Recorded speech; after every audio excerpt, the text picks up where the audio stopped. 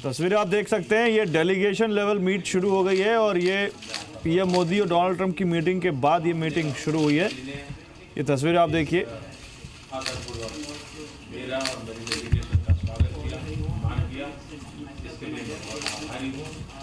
असली मीटिंग ये है सर, असली मीटिंग इसी में सब बायलैटरल रीजनल इंटरनेशनल इश्यूज जो डिस्कस होंगे वो होंगे इसके अंदर। आप दुनिया के सबसे पुराना लोकतंत्र है, हम दुनिया के सबसे बड़े लोकतंत्र हैं, डेमोक्रेटिक वैल्यूज के लिए समर्पित हम दो देश हैं और हम मिलकर भारत अमेरिका के लिए, अमेरिका भारत के लिए, ये तो सही है, लेकिन साथ साथ अमेरिका और भारत मिलकर विश्व के लिए बहुत कुछ कर सकता है और उस करने की दिशा में आपका नेतृत्व बहुत बड़ी भूमिका अदा करेगा। मैं फिर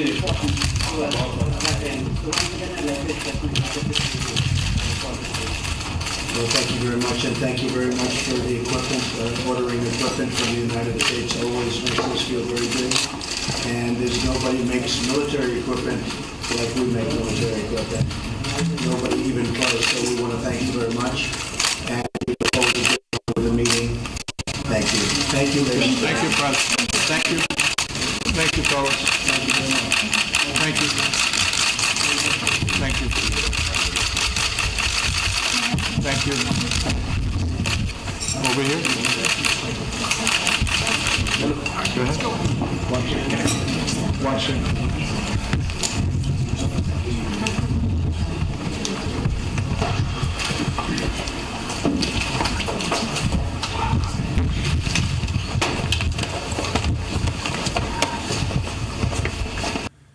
तो ये ओपनिंग रिमार्क्स थे जो दोनों राष्ट्र प्रमुखों ने दिया। उसके बाद फिर जो मीडिया है उनको कहा गया कि अब आप जाइए बाहर और हम अब डेलीगेशन मीटिंग शुरू हो जाएगी और ये चलेगी करीब घंटे 2 घंटे।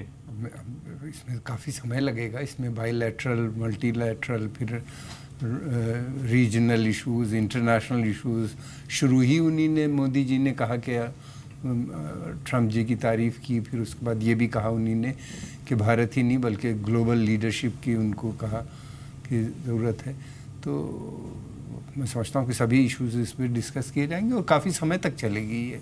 इसमें सभी चीज़ें आएंगी, एजुकेशन हो, चाहे एग्रीकल्चर का इशू हो, कॉपरेशन जो हमारा उनके साथ है, स्पेस प्रोग्राम के बारे में बात करना, न्यूक्लियर रिएक्टर्स जो भारत खरीद रहा है, defence, military cooperation, joint production in defence, railways, सबके अधिकारी होंगे वहाँ पे, रिप्रेजेंटेटिव गए होंगे इनके साथ इस डेलीगेशन में, अमेरिकन और इंडियन। तो हर एक इशू के ऊपर बातचीत होगी और ज़्यादातर सहमति दोनों के बीच में है, लेकिन इशूज़ इतने हैं दोनों के बीच में। फिर Afghanistan, Pakistan, central Asia, middle east, ये बर्निंग इश्यूज़ जो हैं, इंडो पैसिफिक रीजन, चाइना, इसके ऊपर भी विस्तार से चर्चा होगी। 2 घंटा, 2.5 घंटा, फिर उसके बाद ये वर्किंग लंच इन लोग का होगा एंड देन जॉइंट स्टेटमेंट। तो ये तस्वीरें उस वक्त की जब पीएम मोदी पहुंचे थे व्हाइट हाउस ओवल ऑफिस में। उनका स्वागत करने के बाद उन्होंने पत्रकारों से बात की और आभार जताया डोनाल्ड ट्रंप के प्रति। और उसके बाद तस्वीरें आई अभी थोड़ी देर पहले जो हम आपको दिखाने वाले हैं, बस वो थी डेलीगेशन मीट के शुरू होने की, यानी पीएम मोदी और डोनाल्ड ट्रंप के बीच बायलैटरल मीटिंग हो चुकी है और वो मीटिंग होने के बाद अब डेलीगेशन लेवल मीटिंग शुरू हुई है और वो ओपनिंग रिमार्क के बाद वो फॉर्मल मीटिंग शुरू हो चुकी है। ये मीटिंग शुरू हो गई, अब ये मीटिंग चलती रहेगी, सब चीज़ों पे एक इश्यूज़ के ऊपर बातचीत होगी और ओपनिंग रिमार्क्स भी दोनों ने दे दिए, एक दूसरे के थैंक्स कर दिया। अच्छी बिगनिंग नज़र आती है, मीडिया भी काफ़ी था। वो गर्मजोशी दिखती है आपको? अगर यहाँ पे मैं आपसे कहूँ कि पीएम मोदी और ओबामा और पीएम मोदी और ट्रंप, इन दोनों के बीच अगर आप कंपेयर करें तो वो ओबामा वाली गर्मजोशी दिखती है आपको? देखिए, इन्हीं ने, मोदी जी ने शुरुआत तो बहुत ज़बरदस्त की, उतरते ही उनसे बातचीत की, उनको इंगेज कर लिया पोर्टिको के अंदर ही। जब जैसे ही गाड़ी से उतरे वहाँ पे क्या बातचीत हुई हम लोग को नहीं सुन पाए, लेकिन वो बड़ा वो मुस्कुराहट थी चेहरे पे, बॉडी लैंग्वेज बड़ी जॉली थी। उससे हुआ ये कि जो प्रेसिडेंट ट्रम्प थे वो काफ़ी रिलैक्स हो गए, कम से कम इमीडिएटली उनको रिलैक्स कर दिया। और एक ये है कि as a friend he started and वहीं से शुरू कर दिया उन्हीं ने बातचीत करना एंड उससे ये एक अच्छा इम्प्रेशन उन पे पड़ा और दोस्ती का एक कदम आगे बढ़े। और फिर उसके बाद वहाँ बैठ के भी उन्हीं ने बताया कि भाई 2014 में जब वो भारत आए थे और उन्होंने उनके बारे में जो चीज़ याद दिलाई, उससे भी ट्रम्प बहुत खुश हुए, काफ़ी मुस्कुरा रहे थे, उनका थैंक भी किया। इस तरह से मैं समझता हूँ कि मैंने पहले भी कहा कि वो मोदी जी बहुत जल्दी रैपो बना लेते हैं किसी भी आदमी के साथ और लोगों के साथ, जनता के साथ भी उनका यही रहता है। तो इसमें उनकी पर्सनालिटी ऐसी है कि वो सबके साथ, वो लीडरशिप क्वालिटी है उनकी जो उनमें नज़र आती है, जो हमने इलेक्शन में भी यहाँ पे देखा कि बिल्कुल जिस तरीके से उनकी रैलीज होती हैं, जिस तरीके से जाते हैं या स्पीचेस जिस तरह के देते हैं, लैंग्वेज कहाँ पे क्या बोलना है, ये बहुत पर्टिकुलर रहते हैं वो उस बारे में। पब्लिक से बात कर रहे हैं तो उसके साथ अलग तरह की लैंग्वेज, दूसरे लोगों से अलग। तो ये उनका एक स्टाइल है और फंक्शनिंग है जिससे वो हर एक का दिल जीतने की कोशिश करते हैं।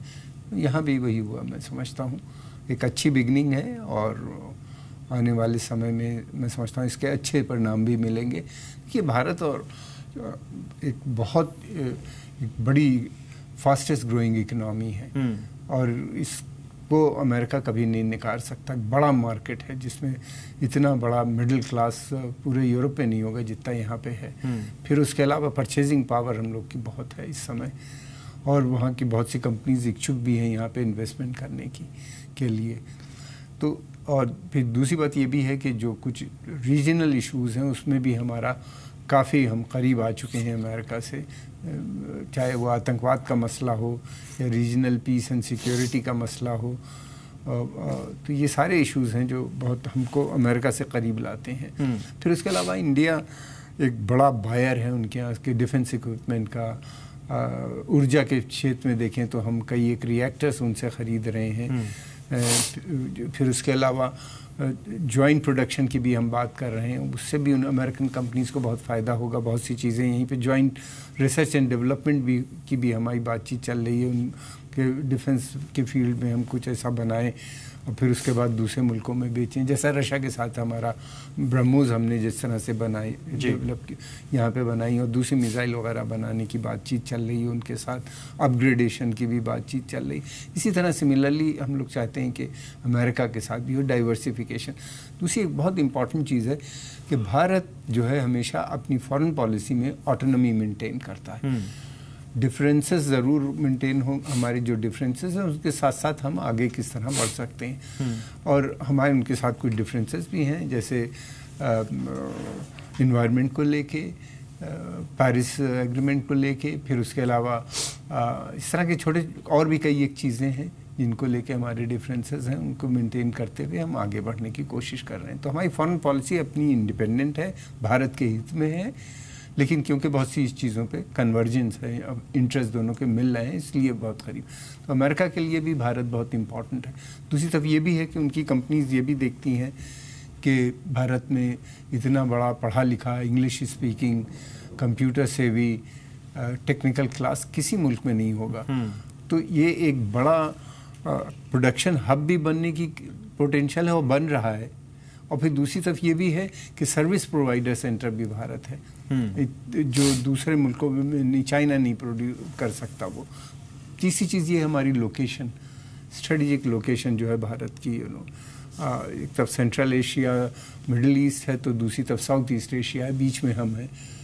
और हमारी कनेक्टिविटी भी बढ़ती चली जा रही है। अब हमारा साउथ ईस्ट एशिया से ख़ासतौर से म्यांमार और थाईलैंड के साथ जो तीन कंट्रीज़ के बीच में जो रोड एंड रेल कनेक्टिविटी हो बन जाएगी बहुत जल्दी। तो उससे हम हमारा यहाँ पे जो भी प्रोडक्ट होगा बहुत आसानी से बहुत जल्दी हम उसको by road by rail south east Asia के किसी भी मुल्क में पहुँचा सकते हैं। इसी तरीके से हम लोग सेंट्रल एशिया में भी जाने की बात कर रहे हैं, चाबहार पोर्ट वहाँ पे बन रहा है जी। तो इस तरह से कनेक्टिविटी भी बढ़ रही है। चीज़ें, टेंशन्स भी हैं इस रीजन में, आतंकवाद को लेके प्रॉब्लम्स भी हैं। हमसे ज़्यादा तो अमेरिका को कोई कम नहीं है प्रॉब्लम आतंकवाद को लेके, ख़ासतौर से अफ़गानिस्तान में।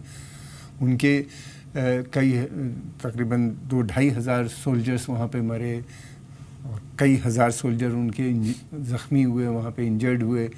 उस 13-14 साल जंग चली और फिर वहाँ पे दोबारा से तालिबान रिसर्जेंस हो गए हैं। तो ये एक उनके लिए बड़ी चिंता की बात है। लगभग 40% लैंड इस समय तालिबान वहाँ पे कंट्रोल कर रहा है और अमेरिका के लिए ये एक बड़ी प्रॉब्लम बनती चली जा रही है। तो हमारा दूसरी तरफ ये सारी प्रॉब्लम पाकिस्तान से जा रही है वहाँ पे। एक तरफ वो कश्मीर की तरफ ये कर रहे हैं, दूसरी तरफ पाकिस्तान पे सेंट्रल एशियन रिपब्लिक्स भी इससे काफ़ी चिंतित हैं, ख़ासतौर से ताजिकिस्तान, कज़ाकिस्तान, उज़्बेकिस्तान, इन सब के मिलिटेंट कैंप्स वहाँ चलते हैं वहाँ पे। तो ये इन सब लोगों को काफ़ी चिंताएँ हैं दोनों की, जहाँ पे कन्वर्जन ऑफ इंटरेस्ट है। अब देखना ये है कि कितना हमारा ये हमारी जंग ये हमारी है पाकिस्तान से, हम ही को लड़ना है। कोई इसमें मदद हम नहीं चाहते, हम एक्सपेक्ट भी नहीं करते कि कोई मदद आए, लेकिन ये कि हम कम से कम इतना ज़रूर चाहते हैं कि पाकिस्तान जो एक हमारा पड़ोसी देश है, अंतर्राष्ट्रीय नियम के हिसाब से वो किसी दूसरी कंट्री के अंदर लो इंटेंसिटी सिविल वॉर नहीं चलाने का उसका कोई इख्तियार नहीं है। उसके ऊपर कितनी सख्ती अमेरिका कर सकता है, क्योंकि वो अमेरिका का एक एलाई भी है, अभी तक तो है ही एक बड़ा एलाई है। तो उसने एक तरफ तो अमेरिका को धोखा दिया है और उससे 32-33 बिलियन डॉलर रिसीव किए पिछले 30-35 साल में आतंकवाद को कम करने के नाम पे, और आतंकवाद को बढ़ाया। तो हमें ये देखना है कि कितनी सख्ती वो बढ़ा रहे हैं। एक स्टेप तो उनका फॉरवर्ड नज़र आया कि सलाउद्दीन को भी उन्होंने डिक्लेयर किया। बिल्कुल, ये बहुत बड़ा स्टेप है, बहुत बड़ा स्टेप है। बातचीत शुरू होने से पहले ही उसका अनाउंसमेंट हो गया। जैसे ही ये मिले उनसे सेक्रेटरी ऑफ स्टेट ने उनको डब किया। अब देखना ये है कि इनके रेजोल्यूशंस तो ज़रूर पास हो रहे हैं, इस तरह के स्टेटमेंट ज़रूर आ रहे हैं। अब देखना ये है कि इनको इम्प्लीमेंटेशन कितनी मदद अमेरिका करता है, कितना उनको सख्ती से इम्प्लीमेंट करता है। इसलिए कि हाफिज़ सईद भी एक इंटरनेशनल टेररिस्ट हैं, वहाँ पे घोषित है, उनको तो यूनाइटेड नेशन सिक्योरिटी काउंसिल। ठीक है सर, मतलब यहाँ पर ये सारी चीज़ें हैं जो कहीं ना कहीं देखने वाली होंगी और इस पर हमारी नज़र लगातार बनी हुई है।